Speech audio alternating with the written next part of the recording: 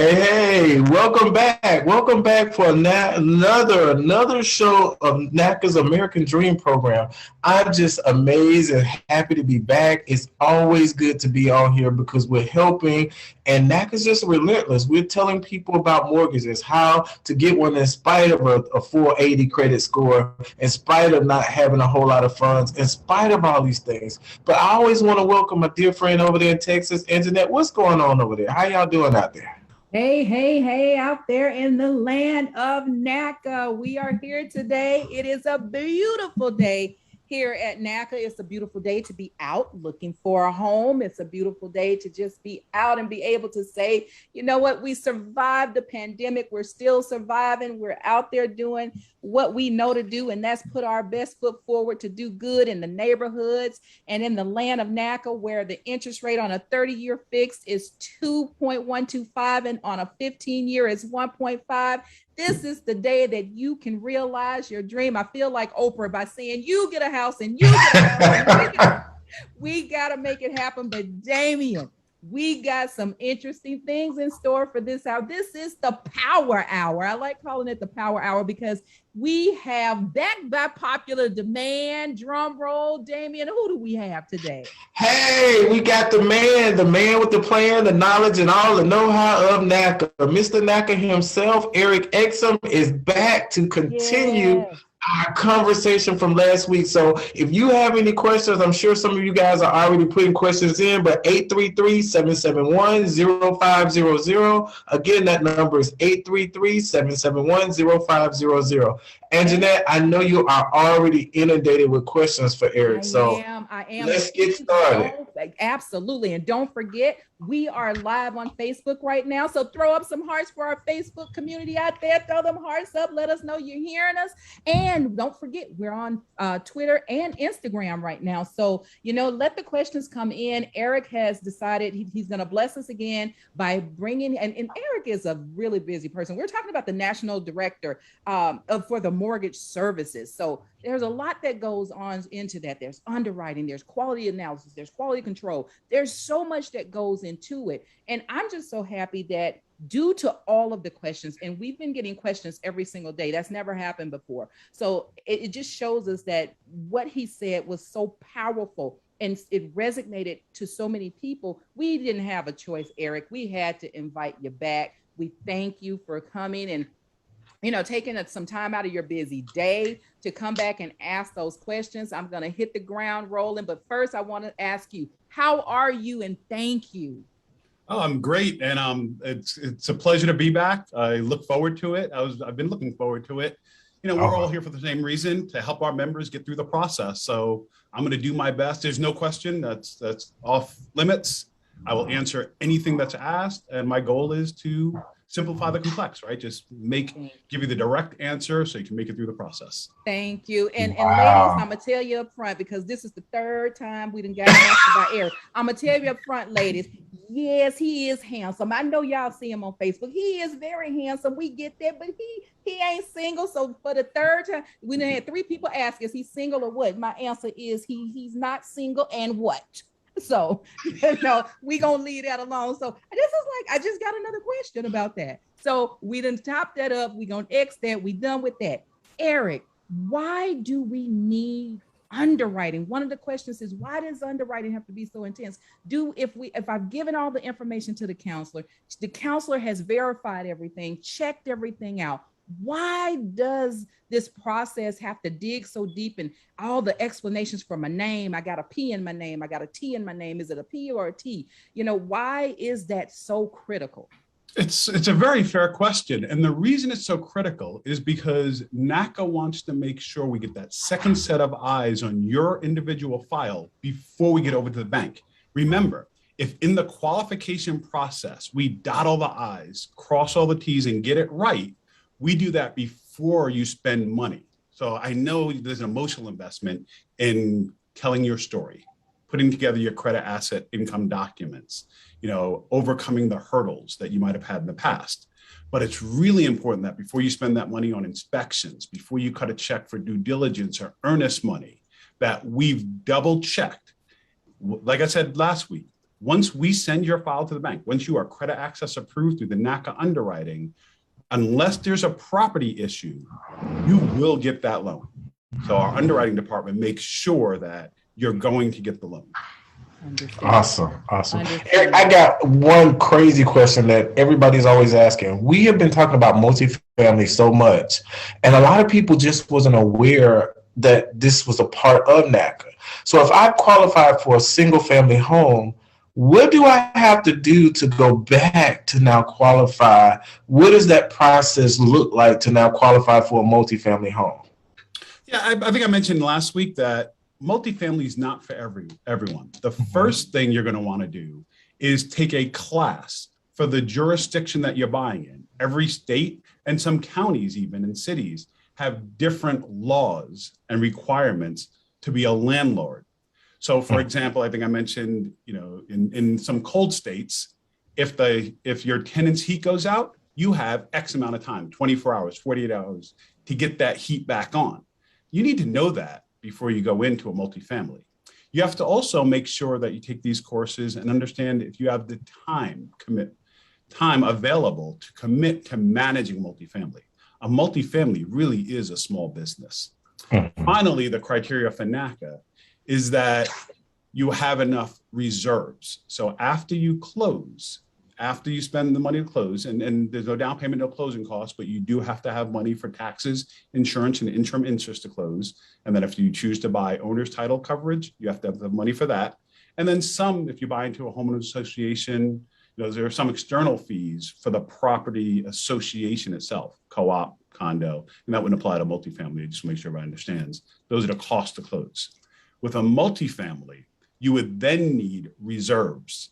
So if you were buying a duplex, so 2 units, you would need 4 times the total principal, interest, tax, insurance, total PITI payment in the bank after you close. So for easy math, if your total PITI was $5,000 a month, you'd have to have $20,000 in the bank. If you were buying a 3-family, you need to have 5 months reserves. So you'd have to have $25,000 in the same circumstances, $5,000 a month PITI. If you're buying a 4-family, you'd have to have $30,000. Anything beyond a 4-family is no longer residential, so you can only do 2, 3, or 4-family for multifamily purchase through NACA. You can also do mixed use, which is part business, so it has to be on the ground level. It could be a barber shop, something like that in the bottom. And then you have a residence on the top or behind it. It's also a lot of people didn't know that we did mixed use. Some didn't even know we did multifamily. And a lot didn't know that we did mixed use, Eric. Do we get a lot of clients in that are looking for, or members in that are looking for mixed use? A fair number. So a lot is relative. There's a good number, particularly in the New York, Chicago, the major cities. We're seeing a lot more in Philly requests lately. We've seen them in California over the years. So certain cities, so I would say a lot in certain cities and not so many in other cities. So, I'd love to see more in, Atlanta, downtown Atlanta kind of thing, where a lot of our members are purchasing. Yeah. One of the questions that have come in, and Facebook family, thank you. I'm throwing up my hearts for you right now because I thank you for your questions. They are coming in on Facebook, eVoice, and the like. One of the questions that are coming in right now is qualification valid for 6 months or 90 days? I saw on a video where someone said that the qualification is now only good for 90 days. Before you answer that, Eric, to that Facebook person that is putting that question out, thank you, because there's a lot of misinformation out there across social media about NACA. And to get the information correct, the right source and the first source you should seek out is NACA's official Facebook page. Look for NACA's official Facebook page to give you that information that you need. But Eric, for qualifications, what is the real answer? Yep. So I'll give you the long and the short answer. So I want to add to your official, NACA Facebook page. Also, go to NACA.com. The long answer I'm going to say is because NACA always looks to do what we do better. So if we figure out a better way to do it, we will change our criteria. We'll change what we're doing from one day to the next. So both people were correct at one point. So it used to be 90 days, but We have changed it to allow the qualification to be good for 6 months. And it says it right on the qualification letter, qualification form that you receive. Now, I don't recommend letting your qualification expire before you keeping your documents updated. So basically, you can keep your file updated to where your qualification virtually never expires. You just have to keep in touch with your mortgage counselor and make sure that you keep when you write your check for rent, make sure you upload that to your NACA web file.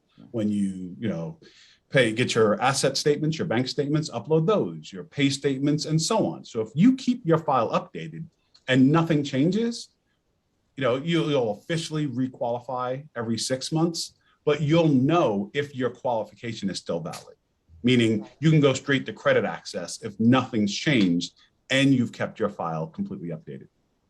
Wow, that's good to know. That's very good to know, because I didn't know it had changed to 6 months as well. So this is good information. Thank you. I'm going to toggle back and forth from the calls to Facebook. So the next caller question is, I've been qualified and I was keeping my information updated. However, why would I get new conditions that I have to requalify? I think it's similar to the question that was just asked. So if the qualification expires or if anything changes. So if your counselor has a new credit report and there's new liabilities out there, or your liabilities grew, that will impact your savings pattern requirement, your payment shock requirement. If you've updated your income statement and your income has changed, if your income has gone up, your qualification can go up. If it's gone down, now you really want to talk to your mortgage counselor because your qualification amount will likely change to go down. Okay. Wow. Thank you. That's Next good. question, Eric. Darlene is asking, I was told by my NACA advisor I must have $5,200 for my next step. I now have $3,200 and it's taken me a while to get the remaining $2,000. Is this going to hinder my next step of being qualified? It will, because the minimum required funds you need to qualify, like we talked about earlier when Damien asked the first question, it was a great question. You want to make sure that you have what you need before you spend money on inspections or getting a contract. If in this case, Darlene, you need $5,200 to be able to get through the process for the reserves we talked about, your prepaids, which are taxes, insurance, interim interest. You may need to do an interest rate buy down to get to the payment that you need to qualify for the house that you want to purchase. So make sure you have your funds in place first before you get into contract. If your counselor says your minimum required funds are $5,200, then you do want to put those in place. Now, the great part of minimum required funds is they can come from any non-borrowed source. So it can't be borrowed funds. It can't be your student loan or even the PPP loans lately. People are trying to submit for those. So it can't be that, but it could be a gift from family. It could be tax returns. It could be the stimulus, which you don't have to repay. So the source can be from anywhere that's not borrowed. But if your counselor does tell you $5,200 is your minimum required funds, you'll want to save that. And Darlene, hang in there, because that for true low moderate income people, that's why we don't have required closing costs. That's why there's no down payment. We absolutely understand that we don't have tens of thousands of dollars, coming into home ownership if you're a true low moderate income person, generally speaking. You won't have that kind of money. So you'll work with your counselor for a savings plan. So you can either save it up from your regular income. A lot of people do a side hustle or take a second job just until they get enough money to buy a house, and then you don't have to sustain it, to put that money together quicker. But yeah, it is a challenge putting together enough money to get qualified. But NACA is the program that requires the least amount of cash up front to get into a mortgage. And remember, though, that the money that they are requiring is not a down payment. These are your prepaids. It's Correct. not down payment. And reserves, you get to keep. You're going to keep some of the money that you were required to save. Correct. Because, guys, going into home ownership, things happen, right? It's almost like Murphy's Law. When you buy the house, you have to make sure you have a little bit of extra money in case that hot water heater goes in the first couple of months. And you also have to adjust to the cost of maintenance in a house. You usually buy more space than you rent. So utility bills often go up, heating, air conditioning. You nowadays, it's hard to find, housing close to jobs. So your vehicle expenses might go up, how much you pay for gasoline. So make sure you have a little bit of extra money, set aside to adjust to the new cost of homeownership. Wow, that's something really to think about. It is. Eric, I do have an infamous one, the appraisal. When is it ordered? How long does it take? What do you do if you don't see it? All of those questions, because it's very integral, especially from a real estate standpoint. When you put in there, you're supposed to get it back in 25 days and you on 21, 22. And, I've been told by some it's only ordered once you do bank application. I was told by some it's ordered when the file is, the contract is uploaded to the file. What really goes on with that? Because it's integral. I love the way you ask these questions, and I so appreciate that you're trying to get your listeners out there direct and clear answers, because you're exactly right. There's a lot of misinformation. The appraisal gets ordered as soon as the mortgage counselor receives your fully executed purchase and sales contract and completes the data entry in our proprietary software called NACA Links. So you have to get the contract, and you can send that. So your real estate agent can send it in through the NACA portal at NACA.com. You can send it in as the member through your web file. You can, deliver it to the NACA office, and we can upload it from there using the kiosks that we have at the office. So once we receive it and the data entry is put in, the appraisal is immediately ordered. Now, it could be another week or so before we actually send a 1003, which is a loan application. That's Fannie Mae Form 1003, which is actually your application to apply for the loan through our participating lender. A week or 10 days can go by in between, but we've already ordered your appraisal the minute we had your fully executed contract and did the data entry on it. Now, for appraisal delivery, that ranges on where you are. So typically, in most of our markets, we're getting our appraisals back in just under 2 weeks. And I know that's a long time and it's different than it used to be, but there is a shortage of appraisers in the industry right now. So for most of our markets, there are some markets like Tampa, Florida area, San Antonio, Texas area, where it's taking a bit longer, 3 weeks and sometimes more. What's really important is that you work with your counsel and you look on your web file. The lender provides us the estimated time of delivery that makes sure your real estate agent knows that date so they can negotiate with the sellers. Good agents out there, well, I shouldn't say good, experienced agents, they know what's going on with the appraisal, with their market, and for how long it takes to get appraisals in certain markets. So someone in San Antonio is going to understand that that's what it takes, because it takes that long, not just with NACA, but with any lender they're working with out there. So This communication is everything about the appraisal delivery. Thank you. That's good information. Good to know. And for sale by owner or seller, I think it's kind of the most difficult part is the sellers are not willing to understand. Do you see that on your side of the business, Eric? For sale by owner can go either way. So I like working directly with the owner. It typically eliminates the real estate agent on the seller side. And sometimes agents are incredibly helpful on the seller side. And sometimes, if they don't respond, don't answer their phone, they can be in the way. The seller is generally 100% motivated. Agents, and I don't want to say anything bad about agents, because agents, are the lifeblood of this industry, and they really do a good job in general. But somebody who's trying to sell their own property, it's nice to be able to interact with them directly. They're generally a little bit more willing to give the extra time to get what's needed, because they understand they didn't hire an agent. They're usually trying to save a few dollars by not having an agent. Most for sale by owners I see, the buyer or member already lives in the property or has what's called a non-arm's length relationship with the seller, meaning they know the seller outside of the transaction itself. Gotcha. Anytime there's that kind of transaction, and so make sure everybody knows, we're going to do something a little bit different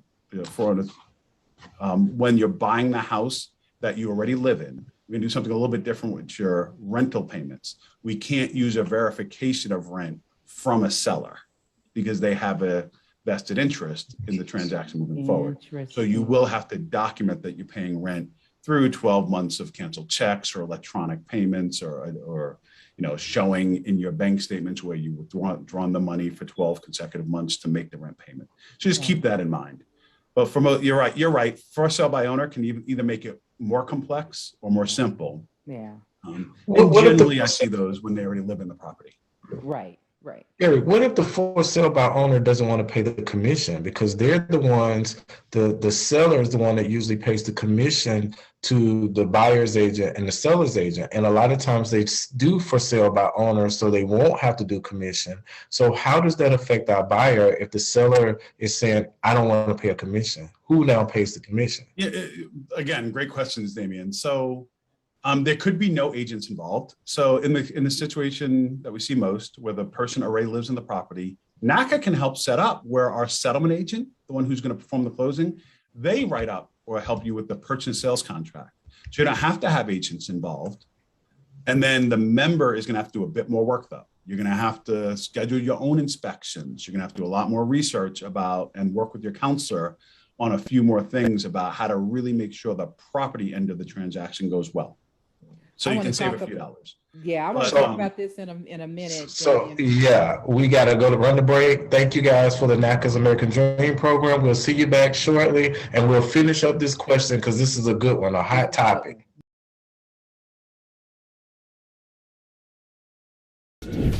Well, look, you might not be popular, but my favorite character is Celestial because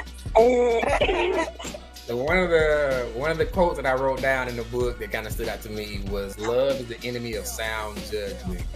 She seemed like a very needy woman. And I can't even respect Andre because how do you prey on your friend's wife while he's incarcerated? Like, I just can't get with that. And maybe I got too invested in the book, That's the point.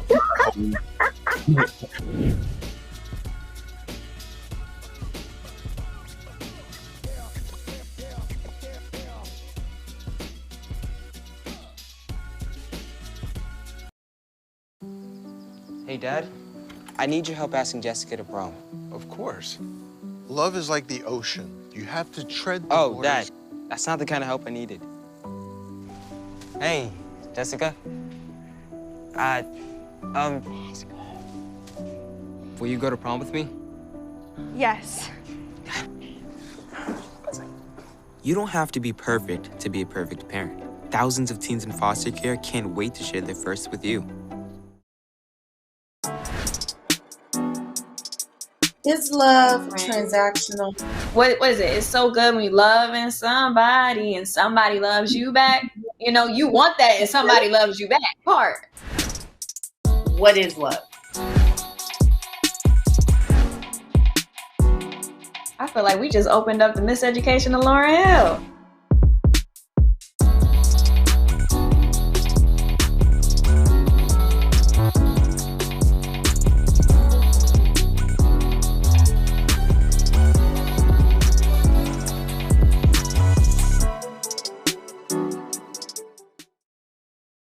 Welcome back to NACA's American Dream program. I'm telling you, you guys are missing an awesome show. We have a second time with Eric Exum. He has taken time out of his busy schedule to talk to us, and I'm not going to hold it up anymore because we still have a lot of questions, and we have to finish the question that we were doing before break. Right. Eric, do you want to go ahead and continue that? Can we repeat the question, Damien? What was it? Yeah, the question was, if someone is selling a for sale by owner and I now go to them, I really like the house, I want it, but the seller is saying, I'm not paying the agent, that's why I'm not getting one. What now are the options of the buyer, our NACA member, when the seller doesn't want to pay the commission? So I'll briefly recap. So if there are no agents involved, there's no commission, of course, but there's a lot more work for the buyer to do around the property, inspections, even just doing the research of knowing what type of inspections for the different area, flood certs, so they'll have to work a lot more with their counselor and, do their own homework. If it's a for sale by owner, there's not a listing agent, so that side does not have to be paid. The typical commission, in the country right now ranges from 2 to 3% per side of the purchase and sales price.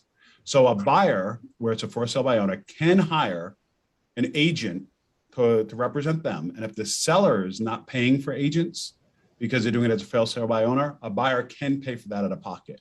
It can get expensive though. Like I said, it's typically to be 2 to 3% of the purchase and sales price. So for easy math, if it's, if it's a $100,000 house, 3% of $100,000 is $3,000. Okay. That's awesome to know, because a lot of times you do have these houses and you don't want them to be limited, but just knowing that, hey, buyer, if they don't want to pay them, then you're going to be responsible for paying the agent. Now, strange question is, they probably want to get somebody, because who's doing the contract if neither one of them has, who's writing up everything? So we can take care of that. So we hire a settlement agent, or actually the buyer chooses a settlement agent.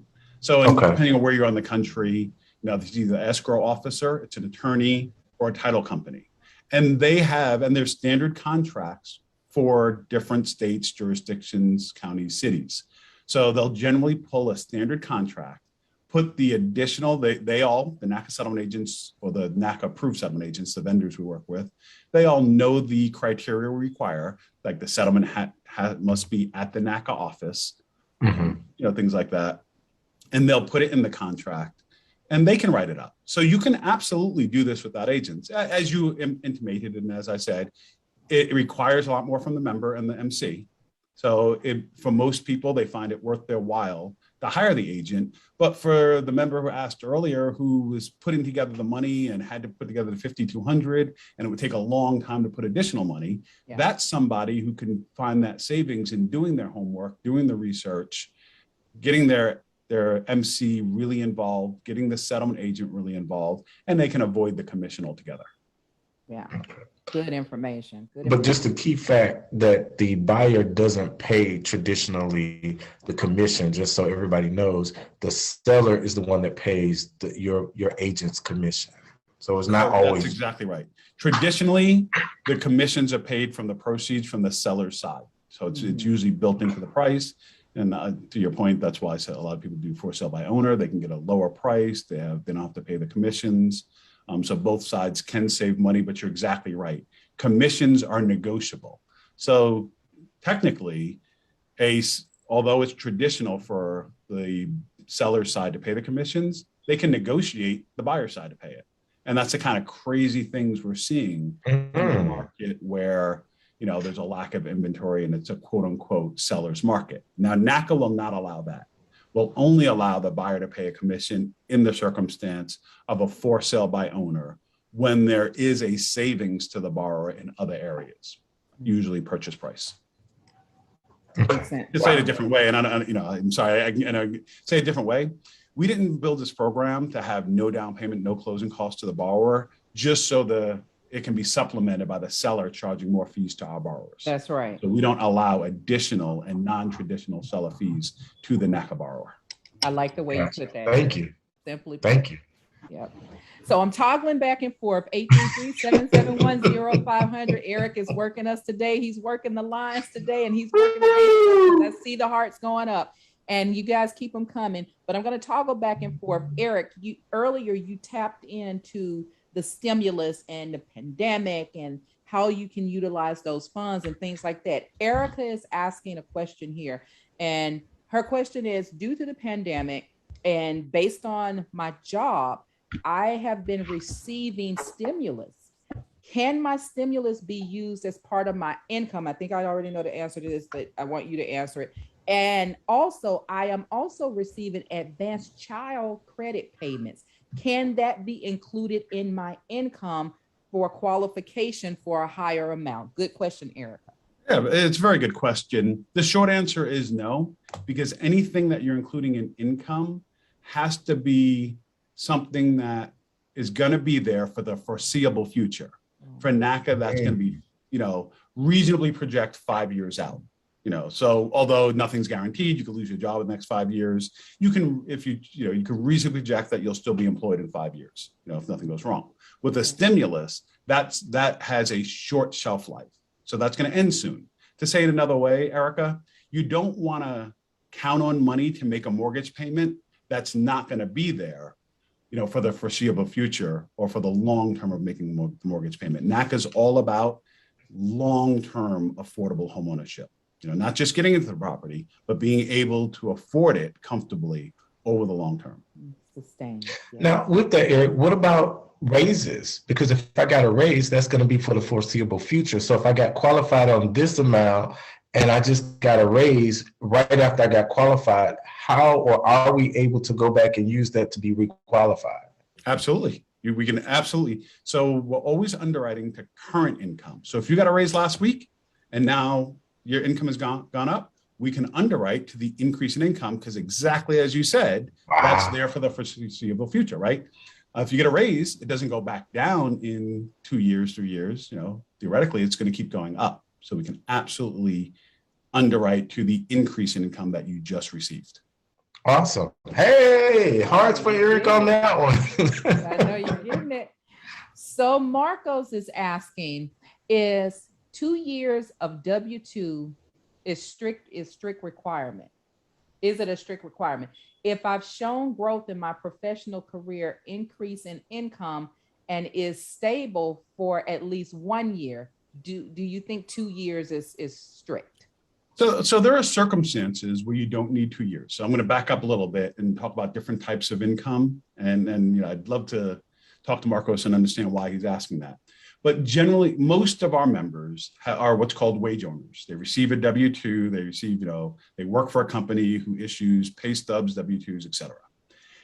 For a 1003 mortgage application, if you're applying as a wage earner, you have to have at least a 2-year history of income. Basically, you have to have enough time in to really understand if being in the workforce is for you. Because at the end of the day, it's not for everybody. And some people work for a year, or barely 2, and then it just doesn't work out for them. They go back to school, they just don't want to be in the workforce. So 2 years is the standard for somebody who's a W-2 wage earner. If you have one W-2, but the prior year you've been in higher education, you've been in college, and you can document that with your transcripts, we can use transcripts for the previous year and 1 year W-2. So you were building towards your career through education. You've been in your career for 1 year, and it doesn't matter what the career is, and you don't have to be, your education doesn't have to be related. So if you were studying labor industrial relations, you don't have to go into HR for us to use your current income. You could be putting up drywall, and we'll use that for 1 year after you're out of college. Also, if you were self-employed in previous years, so if you have 5 years of self-employment, that didn't quite work out, and now you have 1 year of W-2, we can use that because self-employment is employment. So we can use your self-employment history, add it to your 1 year. If what you're saying, though, is you've been in and out of work, and last year you didn't work at all to get a W-2, or the year before, you do have to establish yourself back in the workforce before you're able to qualify. Wow. So short answer is yes. We can work with just 1 year under particular circumstances, but generally speaking, if you're a wage earner, we're looking for 2 years W-2s. Interesting. And we're back to Erica again. She called back in, and she said serious issues in life due to pandemic, left medical profession due to emotional and physical overload, just can't handle the environment any longer. Going through NACA program is my gleam of hope. Although I've changed income and the industry, it seems like I'm starting over. And it sounds like she didn't finish, but it sounds like she's switching careers, Eric. She's left the medical industry, and I want to say I see ED, and I think she was letting me know she went into education or something else. When you change careers like that and your income is impacted, how does that affect your qualification? What a great question, and I love engaging with Erica. And I generally don't give my personal opinion about stuff, but I'm going to say, kudos to Erica for taking care of her mental and physical health and putting that first.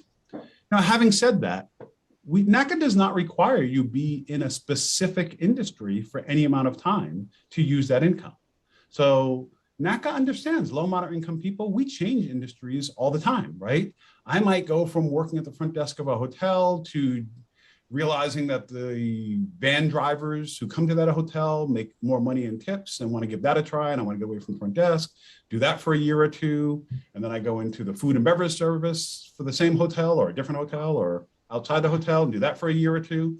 It's okay that people change industries and change jobs. The key is for there not to be significant gaps in employment in the most recent 2 years. So industry change is fine. Gaps might be an indicator that, there'll be some challenges in sustaining your mortgage payment. But you can have gaps in months 13 through 24. So in the most recent 12 months, you really don't want to have gaps in employment. But in the previous year, if you have gaps and they're explained and your current employment is stable, that's the key. Current employment is very stable, then we can work with the 1 year with no gaps. Wow. Okay. Let me see if I can go faster because I know we're approaching a break. I'm going to state the question so we can get our answer, but I want Gia and Jamil to know we're coming back at you. But here's the question. Is it required to advise your counselor if you want to buy single family or multi before you begin even looking, or can you decide once you found the property altogether? You really need to advise your counselor before you start shopping. Focus is everything. And I'll tell you straight, if home ownership isn't, in your top 3 priorities right now, then now is not the time to come through the process. Continue updating, continue with your budget, because that should be important in life anyway. Once you really know what your priorities are, because this process is not simple. No home buying process is. NACA is unique in that we really engage our members to understand homeownership. And just like studying anything else, it really requires your focus right now.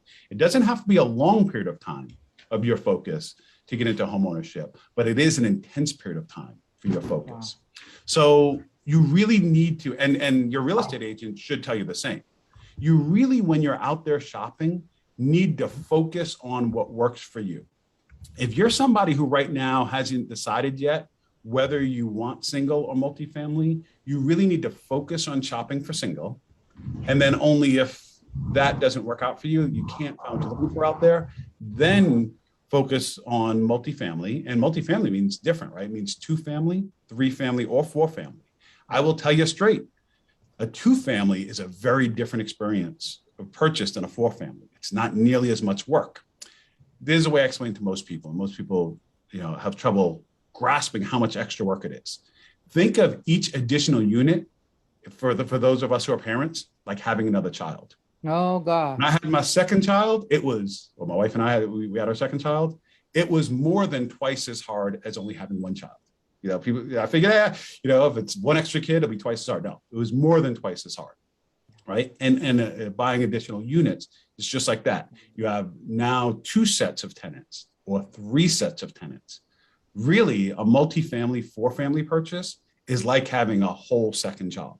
Wow. A 3-family job, is like having, a part-time job that takes up, a fair amount of your time, and a duplex takes a lot less time. It is, like having a part-time job, but, maybe an extra 10 hours a week as opposed to the 20, 30, or 40. Wow. So guys, I know we got to go to break. Yes. NACA's American Dream Program. Stay tuned. We'll be back. Don't leave us. We got some more information coming. Thank you.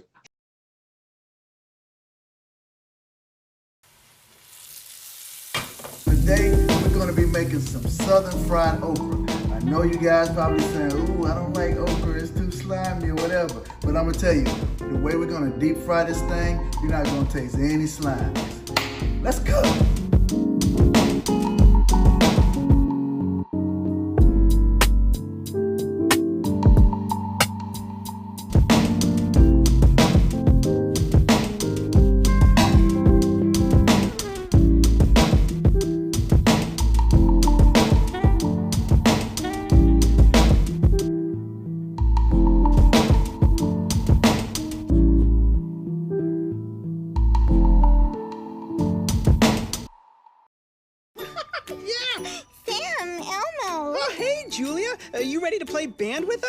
I'm gonna play my clarinet. And Elmo's gonna play his drum. Drum loud. Oh, well, you know what to do, Julia. Julia knows. With Julia's autism, loud sounds can be too much. But she still loves to make music. Play band. Early screening for autism can make a lifetime of difference. Find out more at screenforautism.org. One thing that's come up in the midst of this pandemic is that people have been getting retrained, going into different careers, really making a pivot in the midst of a pandemic. The advice I would offer to any young person that has started on a path, their pool, or they see some interest somewhere else, I would tell them, do not turn your back on that. I started off as a receptionist, $7.50 an hour. And I don't make $7.50 an hour now.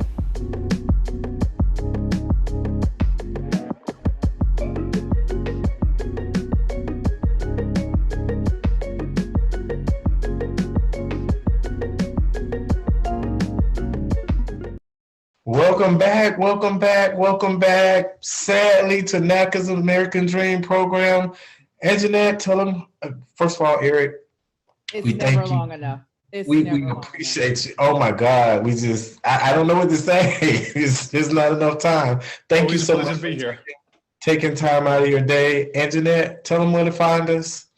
Last comment coming Oh, from you have one more? Erica. Okay. Erica called in, Eric, and she says, I am happy you guys are on here because there is so much misinformation out there, but you need to do more. More of these sessions would help. My life and livelihood is serious, and thank you for taking my questions for real, because it is real. That's from Erica. Wow. And I know you're about out, but real quick comment. I appreciate you, Erica. And you're right. There's a lot of misinformation. So please go to NACA.com, Yeah. go to Home Buyer, and use the purchase resources. You know, I know we don't like to these days, but read the workbooks, read the materials out there. What's in writing is the right answer to your questions. Absolutely. And as always, you can find out about us, as Eric said, on www.naca.com. Keep the questions coming. We're always back here at 1-833-771-0500. And on our Facebook channels and social media, you can like us, love us, do what you want to with us at Facebook, the official page, Facebook, Instagram, and Twitter. You know what? Damien, Eric, I do appreciate you guys. Have a blessed day. Remember, stay safe, mask up.